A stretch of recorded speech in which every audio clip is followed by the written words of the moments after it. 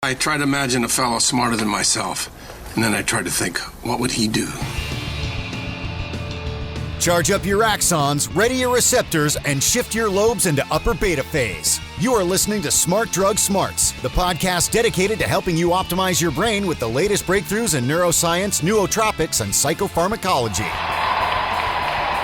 Hello and welcome to Smart Drug Smarts. I am your host, Jesse Lawler, excited to bring you the 130th episode of this podcast dedicated to the ongoing betterment of your own brain. And this will be a dessert-themed episode, although the subject of this episode, chocolate, is something that might sneak into your diet at many points during the day. We're going to be talking with a chocolate researcher, Dr. Georgina Crichton from the University of South Australia, about work that she's done looking at the effects of chocolate on cognition across a really large sample size. So a big study, not all about chocolate, but with definite chocolate-related ramifications. We'll be speaking with her in the main interview. If you hang around until the end of the episode, I'm going to be talking about a weird underground chocolate fetish. I'm not sure if fetish is the right term, but something that some people are doing that seems to make chocolate feel more like an actual drug than you might have otherwise expected. That'll be in the Ruthless Listener Retention gimmick, but as usual, first let's kick things off with This Week in Neuroscience. Smart Drug Smarts, This Week in Neuroscience.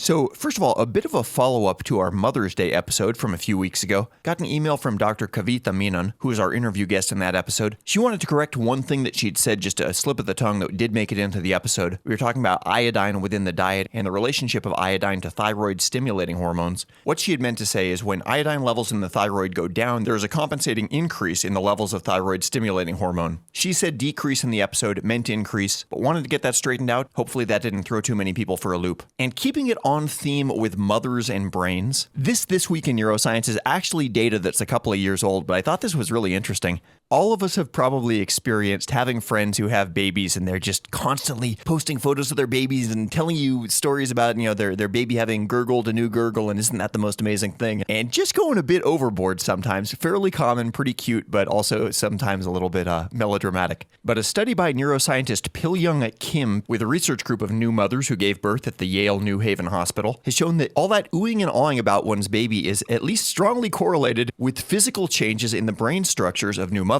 And in particular, the mothers who are the most enthusiastic in rating their babies as special, beautiful, perfect, so on and so forth, were significantly more likely to have larger changes in the growth of their midbrains following the birth of their child. This was an fMRI-based study, and they took photos of the women's brains between 2 and 4 weeks, and then again at between 3 and 4 months following the birth of their child. Not a giant study, only 19 women involved, but it's an interesting enough finding that you'd like to see this repeated with a larger sample size. But what the researchers saw were changes in a variety of areas of the brain, including the hypothalamus, which supports maternal motivation, the substantia nigra and amygdala, which can deal with emotional reward and the processing of emotions, the parietal lobe, which deals with sensory integration, and of course the prefrontal cortex, which deals with reasoning and judgment. Two things that it's important to have in spades when you're dealing with squirmy, frequently vomiting things. In this comparatively small sample size, all of the women were breastfeeding. Nearly half of them had other children. This was not their first child, and none of them had serious postpartum depression. These were also all vaginal deliveries, so no C-sections in this group. The lead researcher, Kim, said he'd like to do a further study using adoptive mothers to help tease out the effects of postpartum hormones versus mother-infant interactions. Because while one might speculate that it's increases in estrogen, oxytocin, prolactin, and some of the other chemicals that are going to be circulating inside of a mother, some of these brain changes could also be based on sensory tactile stimulation that the mother receives while she's playing with the baby, and changes of that sort could be seen just as much in adoptive mothers as they would be in mothers that gave birth themselves. Normally in adults, gray matter volume in the brain will not change dramatically over the course of a couple of months without significant learning, brain injury or illness, or major environmental change. So pretty interesting, even if not terribly shocking, that at least for these purposes, having a new baby may count as a major environmental change.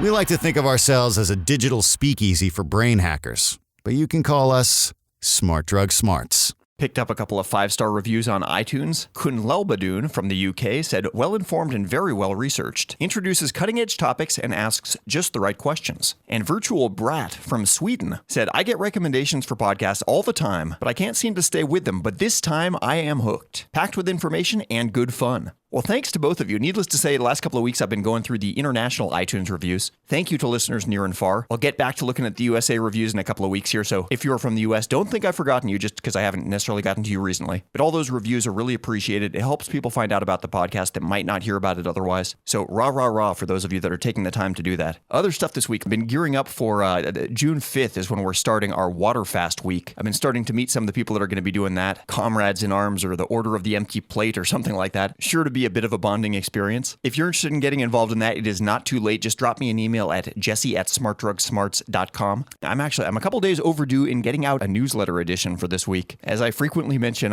even though we've gotten pretty good at getting the episodes out every week on Friday, the newsletters are still a little bit hit and miss as far as actually hitting respectable dates. But we try to make those worthy reading even if erratic timelines. You can sign up for that at smartdrugsmarts.com/newsletter. Now, there are some things like chocolate, which we'll be discussing in the main interview here, which are going to justify their way onto our menus, whether or not there's any cognitive benefits to be had. Not so with our favorite supplements, Nexus and Mitogen, both of which have lots of good things to be said about them cognitively, but not so much in the way of taste. Luckily, they are vegetarian-packed capsules, and tasting them is not the point. I'll be cycling off of both of those for a while during the upcoming water fast, and may even stay off of them for an extra week or two after, just to really wash those out of my system. But in the meantime, for right now, those are both part of my daily regimen, and both of them are available on the web over at axonlabs.io. If you haven't tried those out and you're curious, we would love to have you do so. Can't promise any new upgraded chocolatey flavors anytime soon, but they do come chock full of lots of energy boosting, cognition enhancing, and neuroprotective ingredients. I had one pretty funny situation, a little customer service emergency this week where somebody was trying to order Nexus. I guess he's got his university finals coming up and he really wanted Nexus as a study aid, and he made an order, but he didn't get an order confirmation email, and he was wondering what the heck is going on. It turned out that he used like a gift card, I guess, to make an order, and something about the gift card not having an address associated with it made it show up as a potential fraudulent transaction in the web backend. So anyway, it was weekend, the order didn't go through immediately, and he was freaking out because I guess he was waiting for the last minute to do his studies, and anyway, we got that issue solved. So Nexus is on the way, but I told him over Twitter, taking a pill does not get you out of studying. Cognitive enhancers might be the icing on the cake, but they are not the cake. The studying is the cake, which is not in any way to take anything away from Nexus, which is a product I love, but let's also be realistic in our expectations. I don't want anybody to rationalize themselves into trouble by not doing their homework, but we do have an episode coming up here which will certainly help you with your rationalization if you are a closeted or even an out-in-the-open chocoholic. So let's jump ahead now to the main interview.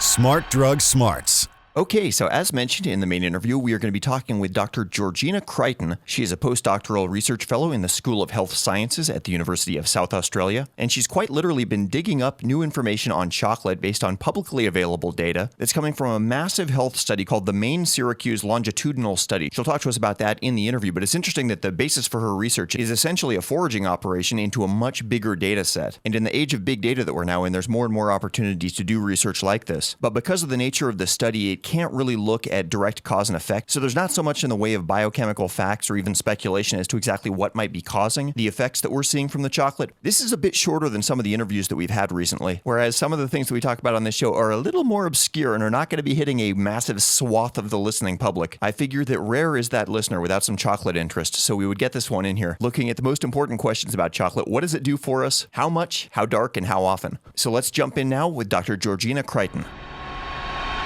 Part of our PhD, we ran a dietary intervention trial. We were interested in dairy foods and looking at the effects of consuming a high amount of dairy food on brain function and cognition. So we recruited a whole heap of overweight adults, and we had two groups, and half of them provided them with 4 serves of dairy food a day, and the other half had to consume just a small amount, like less than a serve a day. And then they consumed either the high dairy or the low dairy for 6 months. And then we assessed their cognitive function at the end of that. That's kind of what promoted my interest in diet and cognition. And from there, we've still continued to investigate dairy foods, but also branched out and looking at other foods and beverages in relation to cognitive function. Quick question about the dairy study there. I'm wondering about lactose intolerance. Is that something that's sort of an all or nothing proposition, or is lactose intolerance sort of a sliding scale where you might have none or a little or a lot of it? I think it's a sliding scale. To be honest, we haven't really worked with people who are lactose intolerant. Obviously, when we were recruiting for a dairy study, people with any lactose lactose intolerance will be excluded. Yeah, they tend not to volunteer for that. They're not keen to volunteer for that. So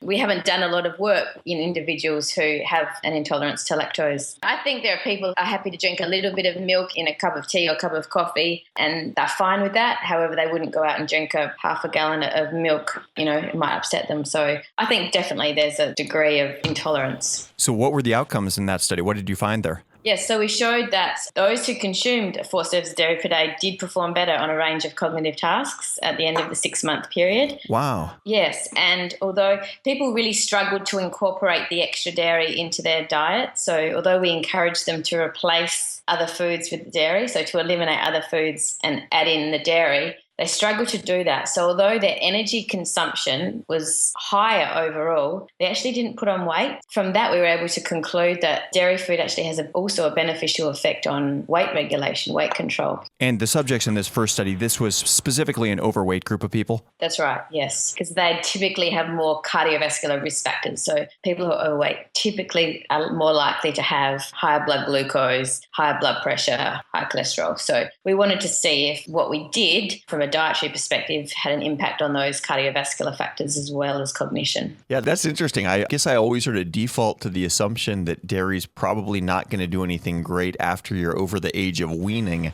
We're like the only animal in nature that beyond weaning age continues to consume dairy. But that's really interesting. We've shown lots of beneficial effects of consuming dairy foods. And the research, we're coming around and doing a circle. Dairy received a lot of bad attention and a lot of bad publicity in the media because this association between saturated fat in dairy food and risk for cardiovascular disease. But now this has come a full circle and they're actually showing that saturated fat may not be associated with cardiovascular disease, and whole fat dairy foods may actually be of more benefit than low fat dairy foods. Despite all the recommendations from all the national dietary guidelines around the world saying low fat, but in fact, this may not be the case. I was a kid during the 1980s, kind of at the height of the cholesterol scare. And, that's what I remember from like my dad being real into health food when I was a kid. And now it just seems like it's gone full circle where exactly right. You can have a high sugar diet if you keep low fat. You can have a high fat diet if you keep low sugar. But it seems like being right in the middle is the greatest danger zone. And that's why this chocolate story, we'll probably talk about it in a moment. But the chocolate work we're doing has been, I think, such a nice breath of fresh air for people because at last it's a good food story. So instead of hearing all these messages, don't eat this, don't drink this is bad for you, this will cause, high cholesterol, high blood pressure.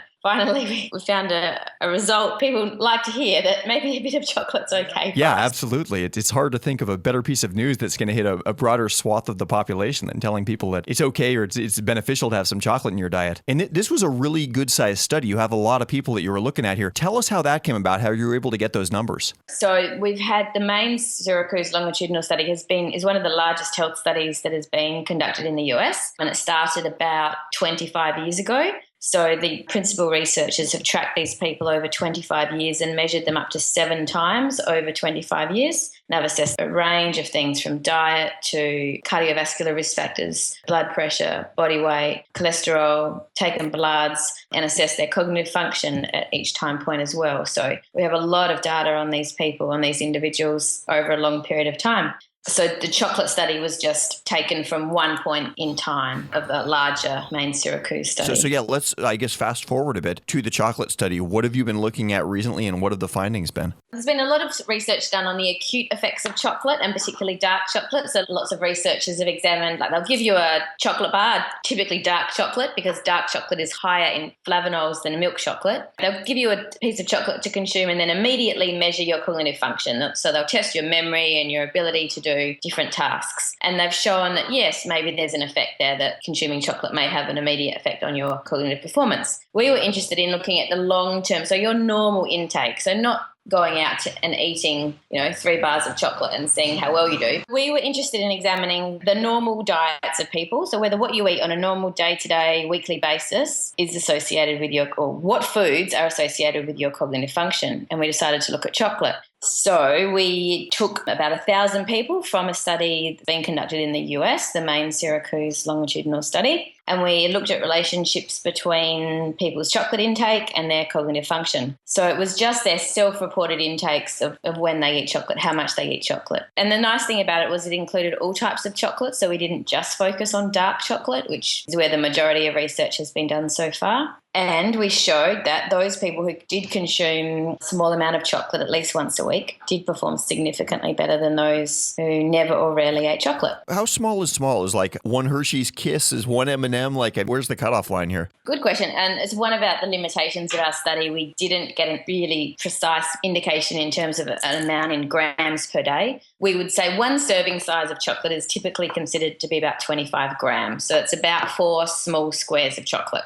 So our results would suggest that sort of 1 or 2 serves of chocolate a week may be enough to offer some benefit to brain function. Question about dark chocolate versus milk chocolate. Not being a chocolatier myself, is it basically just that milk chocolate is dark chocolate diluted with some milk, or is there something different about the chocolate that goes into it? So the cocoa, dark chocolate has a higher cocoa content. And that means that there are more flavonols in dark chocolate. And flavonols are the key ingredient that are thought to be associated with brain function, with cognitive function. Right. But like if I eat 1.5 milk chocolate bars, is that equivalent at some point to 1 dark chocolate bar? Is it just like a matter of multiplication? Yes, it probably is. So because of the way this data is gathered, we don't have direct cause and effect. Is there any chance that it's going the other direction, that maybe just smarter people tend to enjoy chocolate more for some reason? Great question. And we looked at this. So we had cognitive data that had been assessed prior to diet in time. So we could look at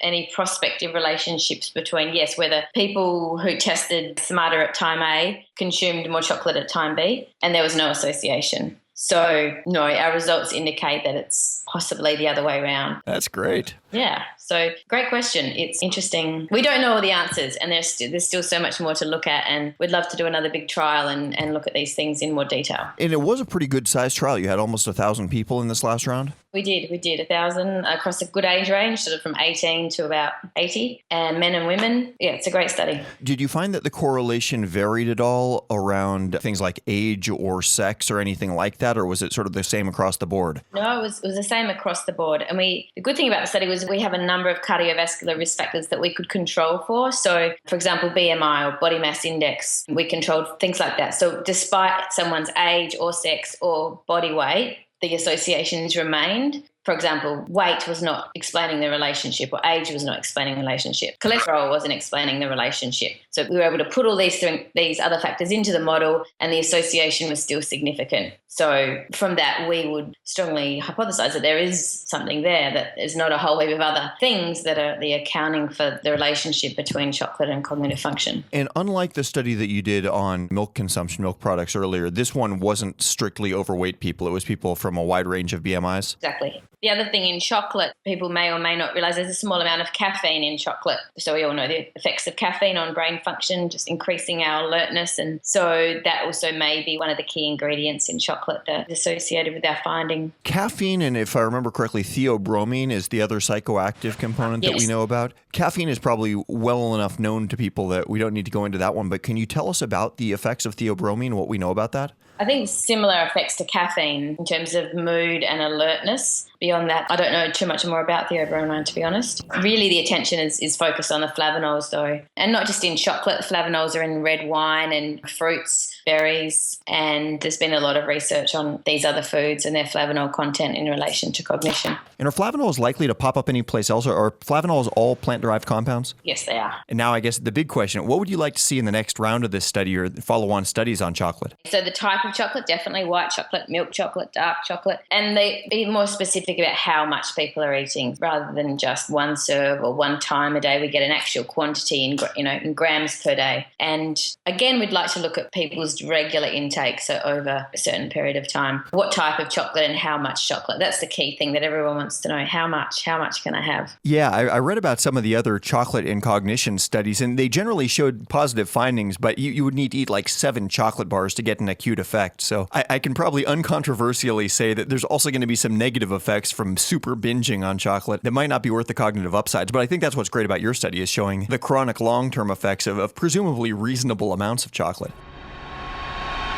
Smart Drug Smarts. So thank you so much to Dr. Georgina Crichton for taking the time for that interview. Key takeaways there, again, are that chocolate was found to have significant positive associations with visual spatial memory, working memory, scanning and tracking, and abstract reasoning. Surprisingly, it doesn't mention the effects on people's moods, whether people who eat a lot of chocolate have any higher mood scores than other people, which is what most of us would expect on the face of it. I actually did a little bit more reading about chocolate post-interview, and one of the main suspects, in a good sense as far as what's doing the good things that chocolate is doing for the brain, is a flavanol called epicatechin, which has a name like an Aztec city. I'm not sure if I'm pronouncing that right, but that's how it looks. But epicatechin is apparently largely broken down in the processing that turns dark chocolate into milk chocolate. So if you are eating chocolate for the cognitive benefits, or at least if that's the excuse that you're giving yourself, probably best to stick with Dr. Crichton's recommendation and go for some of the darker chocolates. Keeping it on chocolate theme, I've got a ruthless listener retention gimmick which directly applies. These are people who may not be taking chocolate for its drug-like effects, but they are certainly taking it in a drug-like way. What the heck am I talking about? We're about to find out.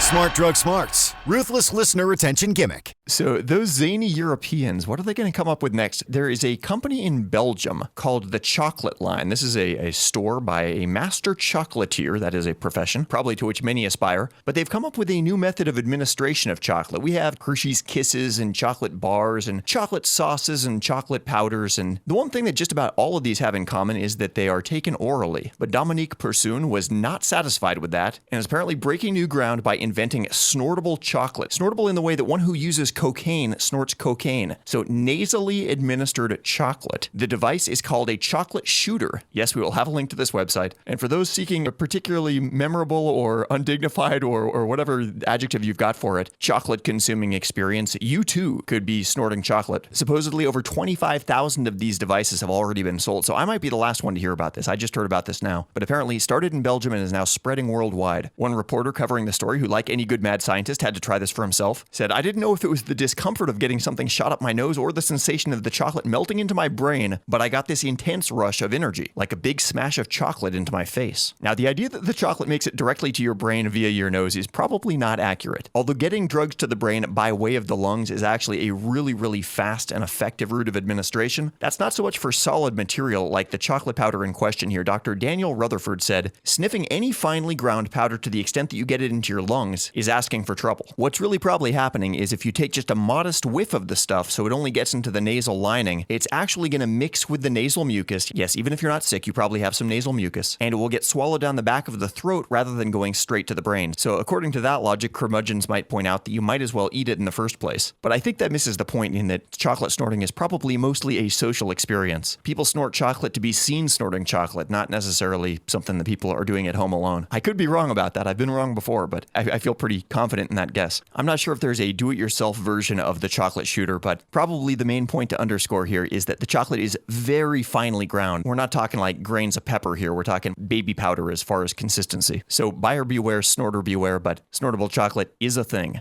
Smart Drug Smarts, where we turn information into sound, into bits, into packet data that turns back into bits and sound, and then into neurotransmitters that release funds that release mail-order synthetic chemicals that cross the blood-brain barrier to release augmented performance from your brain. Okay, that is the entire episode, number 130. Thank you for hanging around until the very end. If you enjoyed this chocolatey episode, please tell a couple of friends about Smart Drug Smarts. Pass the link around on social media, give us a sterling review on iTunes, or send us a chocolate bar if you're so inclined. The show notes and the links to everything that we have here will be up online at smartdrugsmarts.com/130. Last week's episode, if you missed that was episode number 129, talking about a very different drug, lysergic acid diethylamide, better known as LSD. And next week, we're going to be talking about something called Suvanade, which you haven't heard of yet, but I think it's likely to say will probably be on the US market before too long. Still undergoing testing, but it's going to be a really interesting conversation with a real heavyweight in the worlds of neuroscience and applied medicine. So stay tuned for that. That'll be coming at you next week. Next week, which will be my last full week of eating for a while, coming up on Water Fast Week, as mentioned. I'm sure I'll be grousing about that on a future episode, but if you want to keep up on things like that, definitely sign up for our newsletter at smartdrugsmarts.com/newsletter. That's all for now. Be back at you before you know it. Same time, same podcast, and as usual, with an unflagging, silky smooth, caffeine and theobromine-rich commitment to helping you fine-tune the performance of your own brain. Have a great week, and stay smart. You've been listening to the Smart Drug Smarts podcast. Visit us online at www.smartdrugsmarts.com and subscribe to our mailing list to keep your neurons buzzing with the latest in brain optimization. Smart Drug Smarts should be listened to for entertainment purposes only. Although some guests on the show are medical doctors, most are not. And the host is just some random guy. Nothing you hear on this podcast or read at smartdrugsmarts.com should be considered medical advice. Consult your doctor and use some damn common sense before doing anything you think might have a lasting impact on your brain.